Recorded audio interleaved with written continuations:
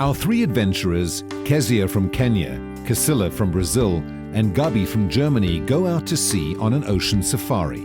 Within minutes, they come across southern right whales and learn more about these majestic creatures. Whales were hunted almost to extinction. Now they have made a comeback. Or have they? The next stop is the Two Oceans Aquarium in Cape Town, South Africa, where our team go down into a large tank with ragged-toothed sharks.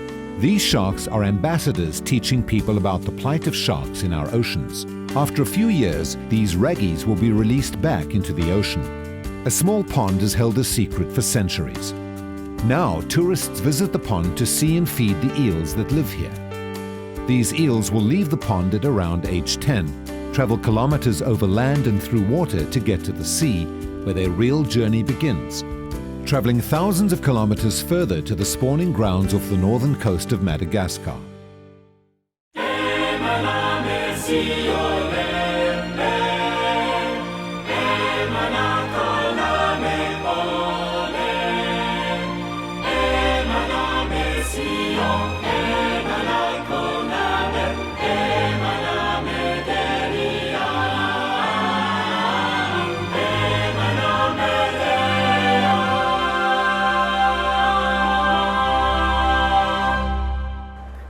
And welcome to a lovely day at the beach, and we're here at Plettenberg Bay. Now, Plettenberg Bay is on the south coast of South Africa.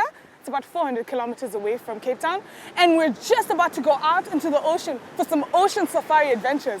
Now, I don't know what we're going to expect, but really, I think we're going to see some dolphins and some whales and some bird life, sea life. I know you want to come with me, so let's go.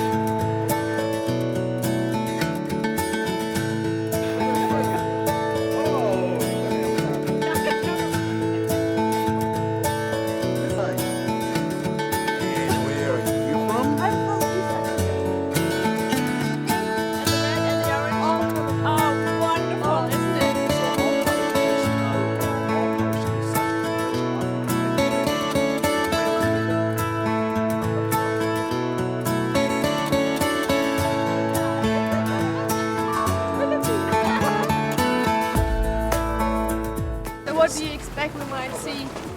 Looking in this season, man, definitely southern right whales. Okay. Let's say about 10 minutes. That's our record. Where we expect to find our first sighting. Yeah. Excellent. This way. Ocean Blue Adventures offers ocean safaris for tourists. Having a special permit, their boat can approach whales up to 50 meters instead of the usual 300-meter restriction. This allows for up-close and personal encounters. The boat is launched in a very unusual way. A four-wheel drive vehicle pushes the boat off the sandy beach at high speed. There we go. Here we go! Hey, there we go. That is the launch. Yeah. Okay, folks. What we're going to do now, towards the left-hand side is Kierboom's area. Towards the right is the Roebuck Peninsula. So if we're going to be running this direction, we'll be actually searching for the southern right whales.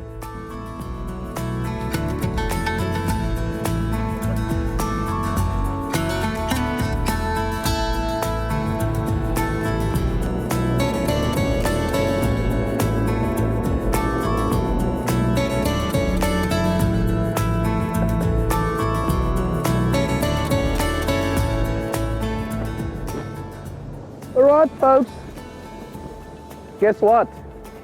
We just gone past a southern right whale. And remember that the animals can actually pick up the sound from the engines. They are aware of the presence of the boat. If you look at this one at 12 o'clock coming towards us, it's a good sign that the animal might be comfortable with the presence of the boat.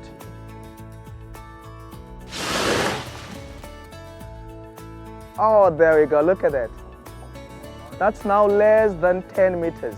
Less than 10 meters. Remember that how big these animals can grow. One can be the length of about 16 meters and 60 ton. So they'll weigh 60 ton and the length will be 16 meters. So it's a huge animal, because now if you compare them to elephants, let's say you'll need about 11 elephants for one of this. Right whales were named by the whalers as the right whale to kill on a hunt. When they harpooned these whales, they didn't sink, but floated because of their blubber. At top speed, they can travel only 17 kilometers per hour, so they were very easy to hunt. The whaling station in Plettenberg Bay opened in 1910 and was run by Norwegians. It was closed down in 1918. As it became clear that stocks were nearly depleted worldwide, right whaling was banned in 1937. Since hunting ceased, stocks have been growing at around 7% annually. Remember, England used to light up the streets with oil blubber, or the whale blubber. But at least electricity kicked in, which is good, so it can protect the animals. Yeah, but there's still countries, it's sad, there's still countries just still doing some hunting. And yeah, it's not nice. No, it's not good. Because these animals are not causing any harm. They're not causing any harm. When a single calf is born, it measures between 5 and 6 meters and weighs 800 kilograms to 1 ton. The calf suckles 500 to 600 liters of milk per day and stays with the mother for up to 3 years. When it comes to calving, remember that the female will need what's called a midwife.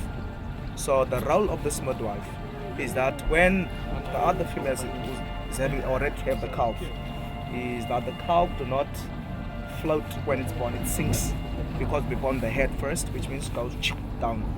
And the role of this midwife is to help this other female to bring the calf up on the surface for its first breath.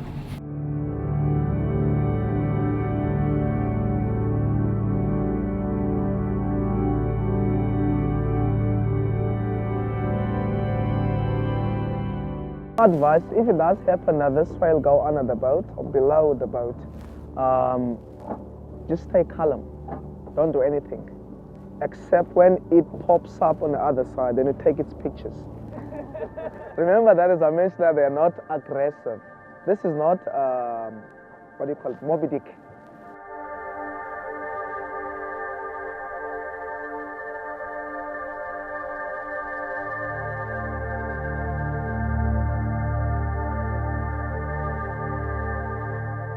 So we're gonna carry on and head down the coastline and have a look for more. But with regulations, folks, everybody please just know this, is if we drive past whales and anything to do with the mother and the calf, know that we cannot stay. We have to go past.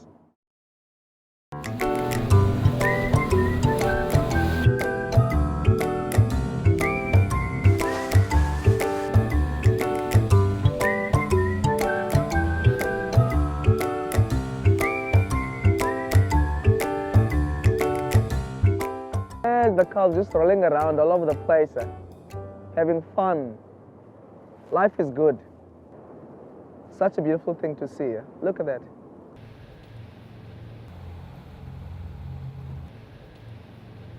Oh, wow, yeah. Okay, this is how it looks like. Looks like upside down, eh?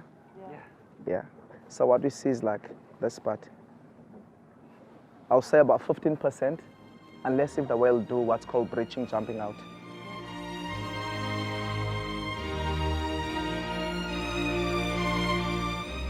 Around Plettenberg Bay's peninsula, about 4,500 Cape fur seals have made their home. The Cape fur seal is only found around the coast of the southern tip of Africa. It is an inquisitive, curious and friendly animal when in the water and will often accompany scuba divers on their dives. They will swim around divers for several minutes at a time, even at depths of up to 60 meters. On land, they are far less relaxed and a bit wary of people. As with so many other animals, there is competition between humans and seals for food, and this has led to the inevitable conflict of interest.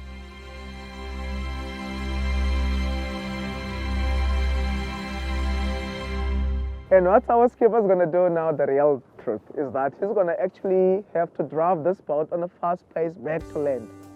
As the boat's going to go off the water, it's going to go sandbank, slide, and come to a quick stop or sudden stop. Now my advice to everybody, please everybody, use the rail in front of you, hold tight.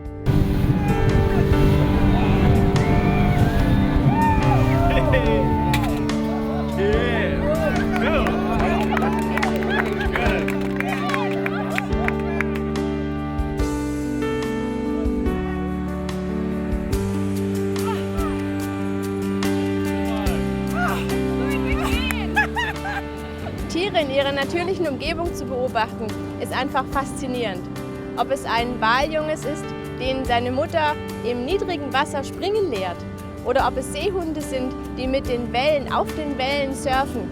All das zeigt mir etwas von der Vielfalt und von der Großartigkeit Gottes, der all das erschaffen hat. Und das zu beobachten, ist wirklich spannend. Situated at Cape Town's waterfront, the Two Oceans Aquarium showcases the unique marine life of the Atlantic and Indian Oceans, which lie on either side of the Cape of Good Hope. With more than 3,000 marine creatures on view, there is a lot to see and enjoy. The main 2 million litre tank is an exhibit of species of the warmer east coast of South Africa. Seawater is pumped in from the colder Atlantic Bay, warmed and circulated through the various tanks. 5 large ragged-toothed sharks live in the predator tank together with many other species of fish.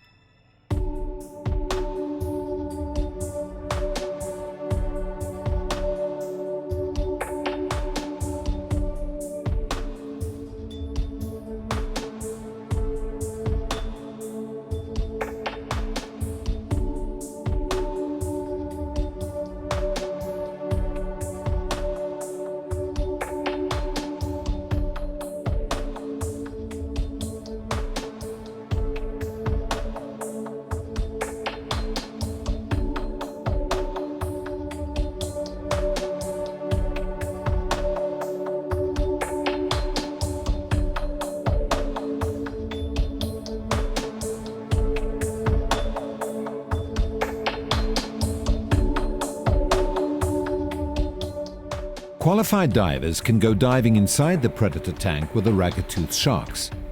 Gabi and Andre decided they would go down and see what they could find.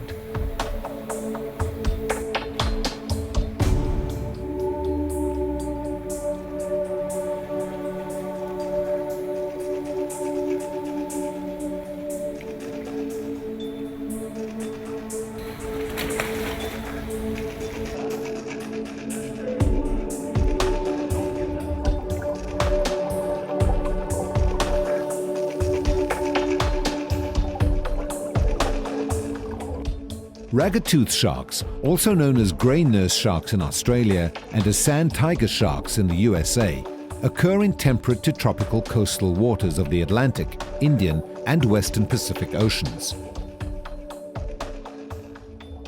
Like all sharks, ragged-toothed sharks have a cartilaginous skeleton. They grow to about 3,2 meters in length and live to about 30 years of age. Sharks' teeth are arranged in rows that continually move slowly forward, like conveyor belts. This ensures a constant supply of sharp new teeth and results in sharks losing and replacing thousands of teeth in a lifetime. Divers in the aquarium like to look for shark teeth on the floor of the tank.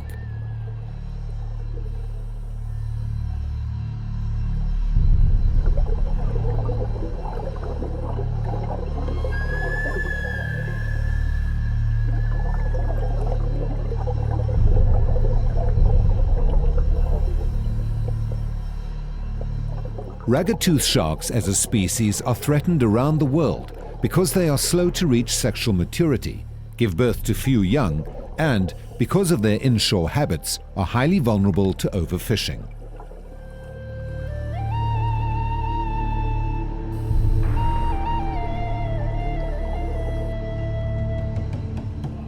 Eagle rays are bottom dwellers which use camouflage, toxic spines, or electric shocks to defend themselves against predators.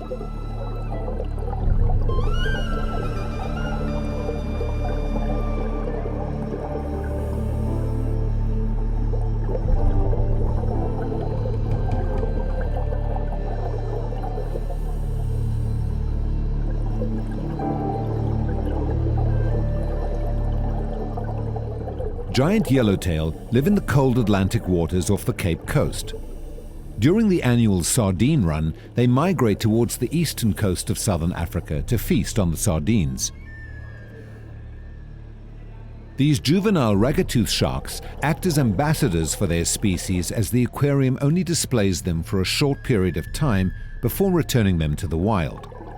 Once they reach a certain size, they will release them further east, at Buffalo's Bay, where other ragged-toothed sharks of similar age are found. Quando eu estava aqui do lado de fora, eu estava imaginando o que a nossa equipe estava olhando embaixo, em vez de nadar e tal.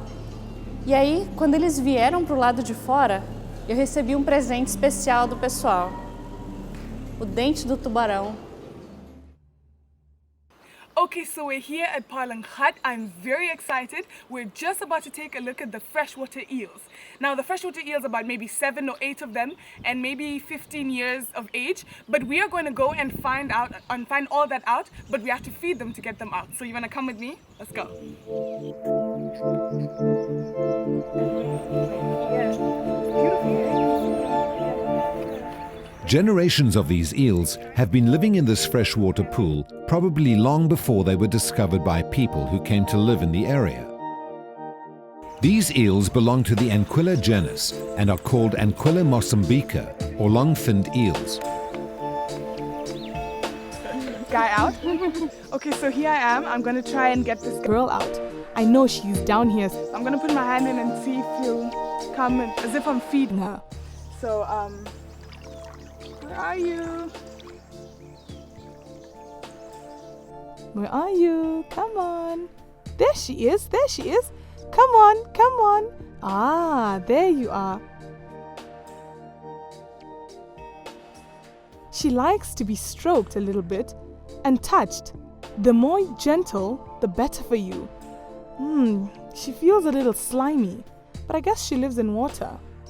Come, let's give her another one. Come on, another one? Ah, here we go, here we go. There you go.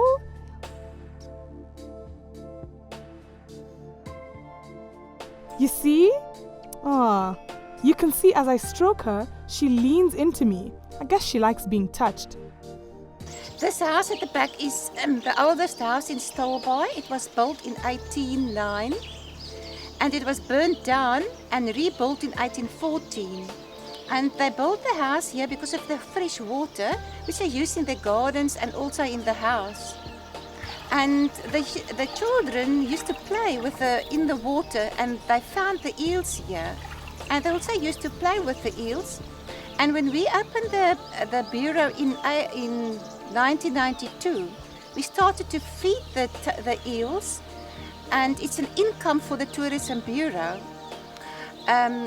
There's visitors every day of the year, but during the season, we normally have about like 100, 120 people.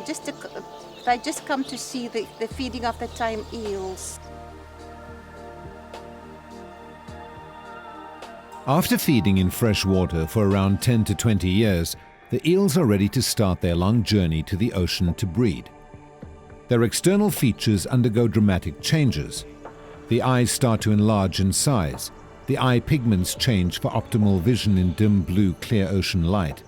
And the sides of their bodies turn silvery to create a counter-shading pattern to make them difficult to see by predators during their long open ocean migration.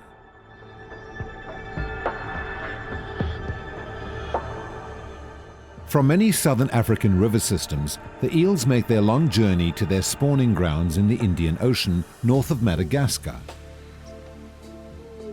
To accurately return to the same place and at the same time, eels use the Earth's magnetic field in order to navigate. They travel thousands of kilometers to meet up with the males where they mate and spawn. The larvae are then carried to the coast by the ocean currents.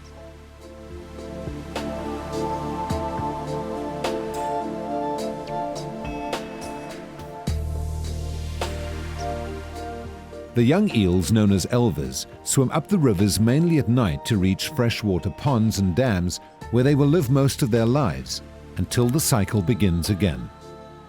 They go out with the stream, especially with that stream going down there. And when they reach a place where they can't swim, they just get out of the water and then they become slimy and they breathe through their skins and they can move over the ground, they can move over land. And when they reach a place where they can't swim again, they just get back into the water and they go down to the river and down to the sea. The life cycle of an eel used to be a simple affair before man started building obstacles like dam walls and weirs across rivers. Amazingly, the elvers managed to overcome most obstacles on their journey, but in some cases these man-made obstacles do prevent the natural migration of eels. In many parts of the world, eel populations have been reducing rapidly recently. The destruction of freshwater wetlands, over-exploitation, and the construction of dams and weirs have all led to this decrease. They like it when you touch them. Can you see the blue eyes? Come. Beautiful blue eyes. Come. Come.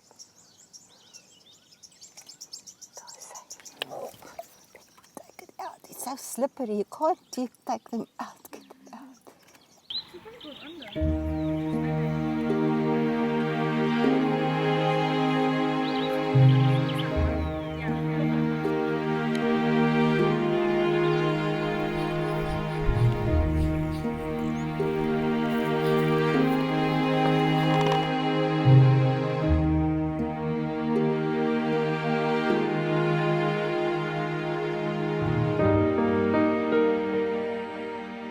It was a humbling experience being in a tank with such large sharks.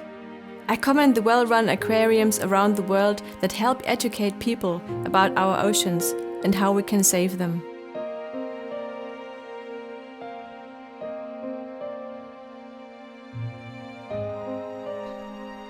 What fascinated me the most was the fact that eels travel so far and know exactly where to return.